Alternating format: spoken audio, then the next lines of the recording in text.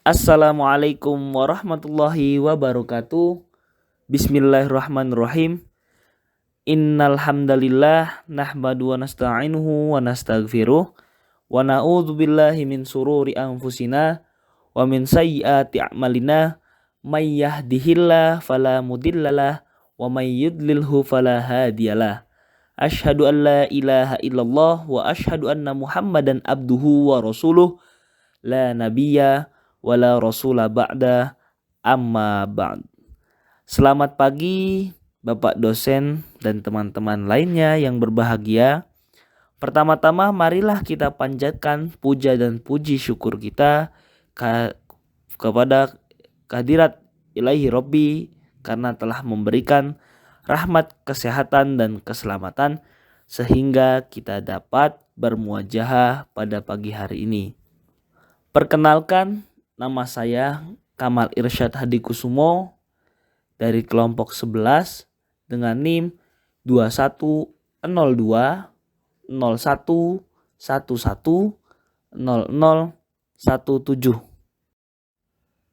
Adapun topik yang akan kita bahas adalah dinamika dan tantangan Pancasila sebagai sistem etika.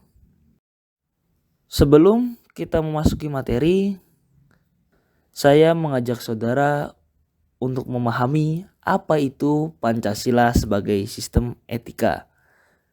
Sebagaimana dipahami bahwa sila-sila Pancasila adalah merupakan suatu sistem nilai. Artinya, setiap sila memang mempunyai nilai, akan tetapi sila-sila tersebut saling berhubungan, saling ketergantungan secara sistematik, dan di antara nilai satu sila dengan sila lainnya memiliki tingkatan. Oleh karena itu, dalam kaitannya dengan nilai-nilai etika yang terkandung dalam Pancasila merupakan sekumpulan nilai yang diangkat dari prinsip nilai yang hidup dan berkembang dalam masyarakat. Nilai-nilai tersebut berupa nilai religius, nilai adat istiadat, kebudayaan, dan setelah disahkan menjadi dasar negara, terkandung di dalamnya nilai kenegaraan. Nilai-nilai Pancasila itu bagi bangsa Indonesia menjadi landasan, dasar serta motivasi atas segala perbuatan baik dalam kehidupan sehari-hari maupun dalam kehidupan kenegaraan. Dengan kata lain bahwa nilai-nilai Pancasila merupakan dassolen atau cita-cita tentang kebaikan yang harus diwujudkan menjadi suatu kenyataan atau dassein. Saat ini tampaknya kebutuhan akan norma etika untuk kehidupan berbangsa dan bernegara perlu bahkan amat penting untuk ditetapkan.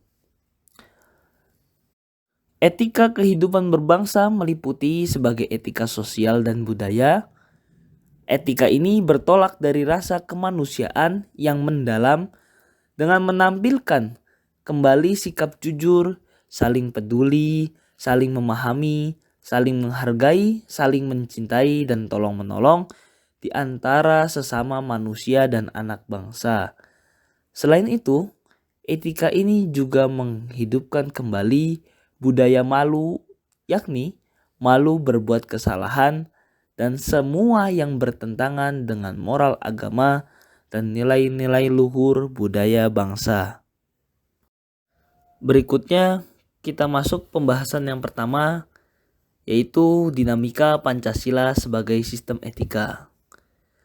Pancasila sebagai sistem etika memiliki perkembangan dari masa ke masa.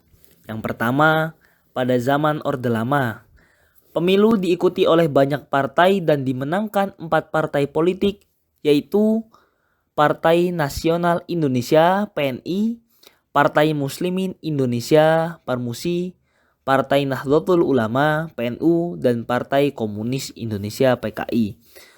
Tidak dapat dikatakan bahwa pemerintahan di zaman Orde Lama mengikuti sistem etika Pancasila, karena Pada saat pemilihan umum di zaman Orde Lama dianggap terlalu liberal karena pemerintahan Soekarno menganut sistem demokrasi terpimpin yang cenderung otoriter. Yang kedua, pada zaman Orde Baru, sistem etika Pancasila diletakkan dalam bentuk penataran P4. Pada zaman Orde Baru itu pula muncul konsep manusia Indonesia seutuhnya sebagai cerminan manusia yang berperilaku dan berakhlak mulia sesuai dengan nilai-nilai Pancasila. Manusia Indonesia seutuhnya adalah makhluk monopluaris yang terdiri atas susunan kodrat, jiwa dan raga. Kedunungan kodrat yaitu makhluk Tuhan dan makhluk berdiri sendiri. Sifat kodrat yaitu makhluk sosial dan makhluk individual.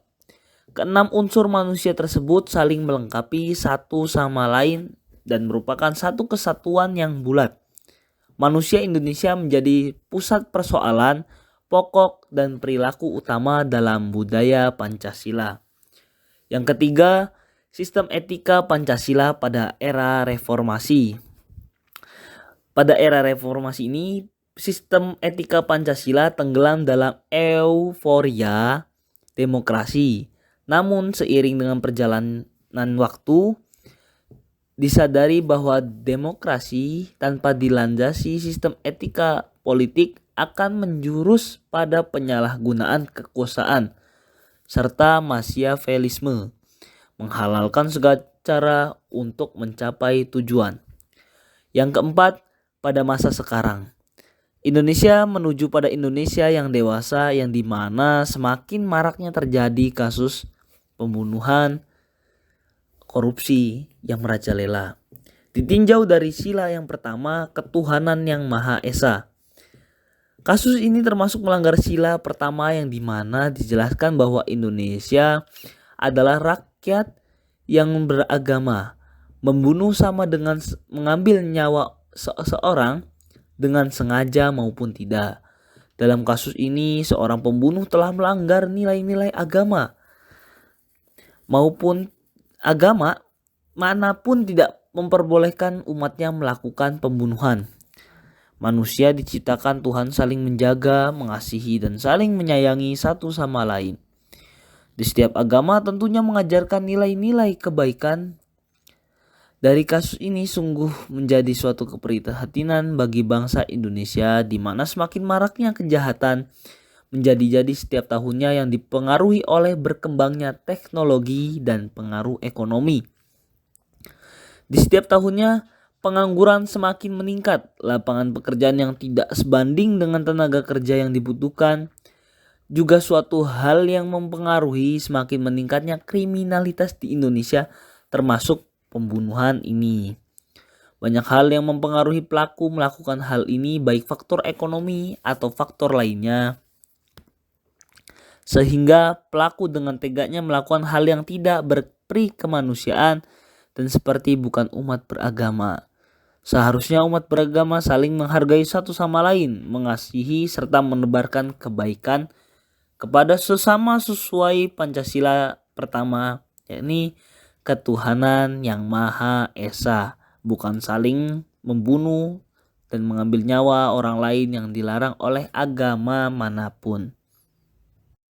Berikutnya pembahasan yang kedua yaitu tantangan terhadap Pancasila sebagai sistem etika. Tantangan-tantangan yang dihadapi pada masa ke masa. Yang pertama, pada zaman Orde Lama, tantangan Pancasila sebagai sistem etika dapat dilihat dari adanya sikap otoriter dalam pemerintahan. Salah satu contoh dari adanya sikap otoriter tersebut ialah pada saat Presiden Soekarno secara sepihak membubarkan Dewan Perwakilan Rakyat hasil pemilu 1955. Kemudian Presiden Soekarno menggantinya dengan Dewan Perwakilan Rakyat gotong royong yang langsung ditunjuk olehnya secara sepihak juga, tidak melibatkan campur tangan rakyat. Dengan perwakilan rakyat gotong royong ini lebih ditekankan peranannya sebagai pembantu pemerintah. Sedangkan fungsi kontrol ditiadakan. Hal tersebut terlihat dengan diangkatnya pimpinan Dewan Perwakilan Rakyat gotong royong sebagai menteri. Mengenai peristiwa tersebut, di mana sang presiden mengambil sebuah keputusan secara sepihak dengan tidak melibatkan campur tangan rakyat. Mengenai hal ini menunjukkan bahwasannya hal tersebut tidaklah sesuai dengan sistem etika Pancasila, khususnya terhadap sila keempat yang lebih menonjolkan semangat musyawarah untuk mufakat. Yang kedua, pada zaman Orde Baru, tantangan terhadap sistem etika Pancasila pun masih tetap ada. Hal tersebut ditandai dengan adanya berbagai kasus korupsi. Beberapa contoh dari kasus korupsi yang terjadi yaitu kasus COPA, kasus Badan Urusan Logistik Bulog, kasus Pertamina, kasus Bank Pembangunan Indonesia Bapindo, dan kasus korupsi Soeharto. Kasus-kasus tersebut telah merugikan berbagai pihak, mulai dari warga hingga negara. Selain itu, kasus-kasus korupsi yang dilakukan pada masa Orde Baru ini telah meracuni pikiran dan hati nurani jutaan kaum muda serta rakyat Indonesia itu sendiri dalam jangka waktu yang panjang. Dari penjelasan yang saya bahas di atas, bahwasannya dapat disimpulkan bahwa kasus korupsi tidak sesuai dengan etika Pancasila, khususnya pada sila kelima yang memiliki makna adil terhadap sesama dan menghormati setiap hak-hak yang dimiliki oleh masyarakat di Indonesia. Yang selanjutnya pada era reformasi. Tantangan terhadap sistem etika Pancasila dapat dilihat dari adanya gerakan separatisme di Papua. Latar belakang dari adanya gerakan Papua ini dimulai sejak masa penjajahan Jepang, lalu memasuki babak baru saat persiapan kemerdekaan Republik Indonesia hingga situasi yang semakin memuncak pada tahun 1967 dengan munculnya Organisasi Papua Merdeka (OPM) yang telah melakukan gerakan-gerakan separatis hingga tahun 2021. Perlu kita ketahui saudara, bahwasannya perjuangan OPM ini adalah untuk melepaskan diri dari Negara Kesatuan Republik Indonesia. Upaya pemerintah dalam menyelesaikan masalah ini ada dengan diadakannya Dialog Papua Jakarta. Seperti yang telah saya jelaskan di atas, mengenai gerakan separatisme yang dilakukan oleh Papua, maka hal tersebut menunjukkan ketidaksesuaian dengan etika Pancasila, khususnya pada sila yang ketiga yang lebih mengutamakan persatuan dan kesatuan bangsa Indonesia. Lalu yang keempat, pada zaman sekarang tantangan Pancasila sebagai sistem etika pun masih tetap ada. Hal tersebut dapat dibuktikan dengan adanya berbagai kasus pelanggaran terhadap Pancasila. Bisa kita ambil contoh dalam kasus rasisme dan diskriminasi terhadap masyarakat rakyat Papua. Tentunya hal ini sangat bertentangan dengan etika Pancasila, khususnya pada sila kedua yang menjunjung tinggi nilai kemanusiaan dan sila ketiga yang lebih mengutamakan persatuan. Selain itu, kasus di atas pun yang telah kita bahas menunjukkan ketidaksesuaian dengan semboyan bangsa Indonesia yang berbunyi Bhinneka Tunggal Ika, yang memiliki arti berbeda-beda tetapi tetap satu jua. Dapat kita simpulkan dari pembahasan yang telah kita bahas, perjalanan Pancasila sebagai sistem etika tidak selalu berjalan mudah dan lurus. Di setiap era pemerintahan Indonesia selalu ada tantangan, baik itu dari perilaku masyarakatnya maupun dari pemerintahannya. Namun, saya harap semoga bangsa Indonesia lebih menyadari bahwasannya kunci utama bangsa ini adalah Pancasila. Sekian yang dapat saya sampaikan. Terima kasih. Wabillahi taufiq wal hidayah. Assalamualaikum warahmatullahi wabarakatuh.